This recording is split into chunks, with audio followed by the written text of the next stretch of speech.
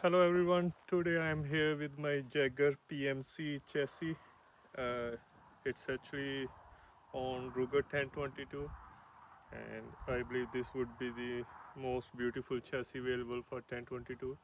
Before going further, the weapon is clear. There is nothing. The, and then another thing that I want to discuss, it's still not available in Canada, but soon they are going to make it available in Canada. So what you are looking is a 10-inch handguard with the 10-inch kits barrel. I believe barrel is really well made, really high quality. You will feel it if you are going with the 10-inch barrel. But another thing in Canada, if you are thinking to do something like this, you have to have a 10-inch barrel. You can't shorten your factory. That would be illegal. So you have to buy a factory or like a reputed like a factory 10-inch barrel. So only one that I came to across is this kids one. It's $320 or 29, somewhere around that on CSC, uh, Calgary Shooting Center. They have the greatest collection, I would say, in Canada. Another one is Nova Scotia. They also start with C something like that. I can't remember. Uh, you will come across them too. They are really, they have even better options, but they will order after you order with them. So they're going to import for you, do all that. You really don't have to worry, but it's going to take you some time. It always say 3 to 4 weeks. So expect that. But with the CSC, I got it after 2 3 days. They have these in stock right now. Another thing, I have this O site here. I just went, I just got it today, put it on with this side profile because I have a plan with the long range rifle scope here. Uh, that's going to be really awesome. You're really going to love it. There isn't even a single review on those scopes. I am not going to disclose what it is, but I will let you know. And this is UUQ. They are good, but they claim they are waterproof.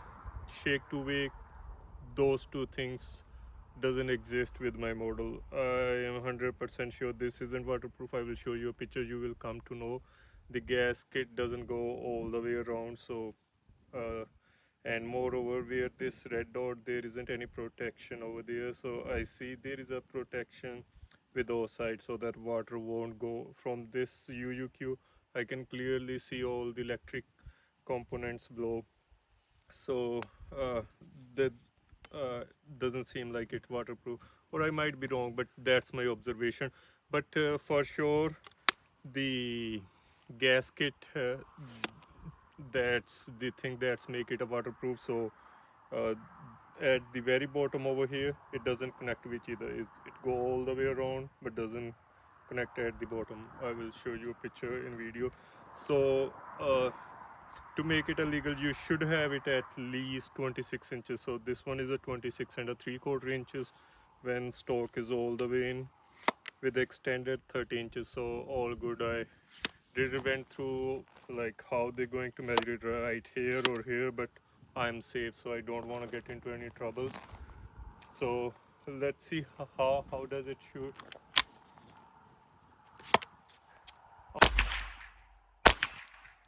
Oh, one more thing I totally forgot to tell you. With this muzzle brake, it's extremely loud. Let me grab my earmuffs. It doesn't sound like 1022 anymore. You can see like the muzzle brake, how it looks like. It's extremely loud, aggressive looking. I love it. It doesn't have any purpose. It's just for looks, but it looks amazing. I haven't seen any muzzle brake that go really well with the chassis.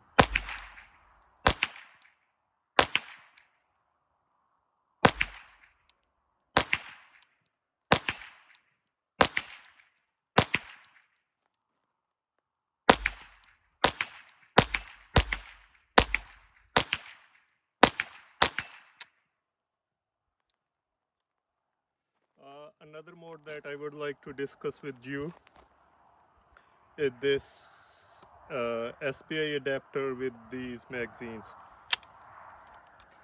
So this adapter is $89 on magnum.ca. They are SBIs technically, but different name in Canada. So these magazines are by Promag, and they go for like somewhere around $30 to $40. Magnum $37. I got it from another store for $30. Uh, so with these, the timing I have, they are hit and a miss. So if you are shooting uh, subsonic ammo, I believe it's not going to perform really well, because that's what I have figured out. The timing I have these, I had them for quite a bit time. So another thing, when you put them here, there is a relay. So it's very less right now. I will have another magazine without. So I don't have done any mode with this magazine, so it's all stock. So if you're going to see, it's going all the way around. So if you are thinking like, oh, you have two magazines, so with the mode, way less. So why I have done this mode, is because when you put this magazine and take it going to sit a little bit to the back, and then the back portion of the magazine comes a little bit higher. So when your bolt is going forward, it's going to rub on the magazine, and I believe that's the reason why you're going to see some ejection problems. But other than that, with feeding, zero issues. I never have any issue with this one with the feeding. I read so many articles like they are failing to feed us. Never ever happened with me.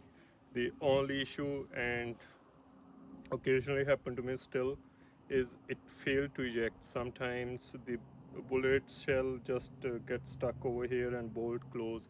Next bullet it went to inside the barrel, but half through, because the bolt won't close all the way. So that's the only issue, and I believe by doing this, I'm 60-70% sure like I have already uh, escalated that problem. So that's about it. So if you want to have these, you are more than okay to go with these. Not as reliable as DX1, and they're never going to be after all the modes. But if you're just someone like me, want to have a blinker, I believe they totally make sense. And I believe after some break in, they even going to perform well. I believe they are performing way better. The timing I have them really hard to load the magazines when I have them, especially the seventh round. Now it's performing way well. The timing I have these. So let me show you. So this one is without any mode, so without any tape at the front.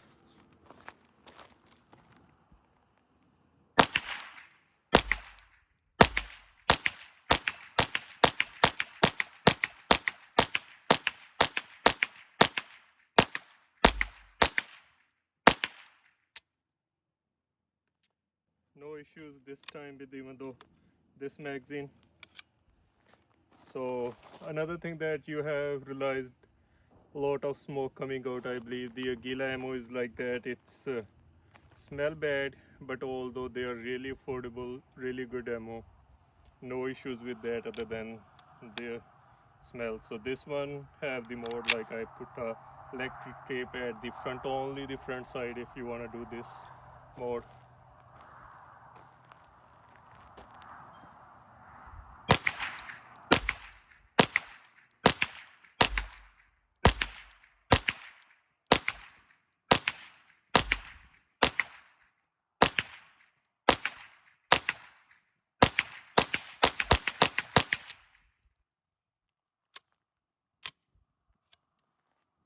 that's it, guys. If you have any suggestions, any question, more than welcome to comment below. This is going to be my first video. I don't have any subscribers, or I'm going to do it really professionally. But most probably, I will be able to answer all your questions. And one more thing, if you want to have this beautiful chassis in Canada, you can reach out to Jager PMC, talk to them. Uh, you really don't need any specific, you don't even need a PAL to have these in Canada. Canada don't monitor any uh, rifle or shotgun parts. Those are, which I believe with every, even though handgun parts, that other than barrels, magazines, I believe they really don't monitor anything, or receivers. So this receiver, they are going to monitor these. So every other part, the pistol grip, these stocks, the chassis, the handguard, the muzzle brake, they don't even ask for your restricted or non-restricted license. So you are not going to see any problem as long as they are able to ship it from their end. No issues on Canadian side, so that's really good. So feel free to reach to Mark, the Jager PMC. Uh, he's the owner, really nice guy. I believe I have a conversation with him about 60, 70 emails, and that's how I was able to make it possible here. And if you now, I believe he already have experience, so you can reach out to him for your chassis. They are already working on it to make it directly possible on their website, so that you can just go to their Jager PMC and order one of these. So that's it, guys. If you like any suggestions, feel free to comment. And if you feel like I can promise you one thing. I won't be bringing too many videos, but whatever product I will be bringing to this channel would be extremely beautiful, would be extremely underrated. So that's what I'm into. I always do quite a bit research before buying anything. I went through all the way, like with all 1022 chassis. I just want to have this tactical look, and I went through every brand, and came across these Jager PMC. There are only two videos of these chassis on YouTube. I would be the third one. So if you like, share with your friends. Might help me a little bit. So have a good day, guys.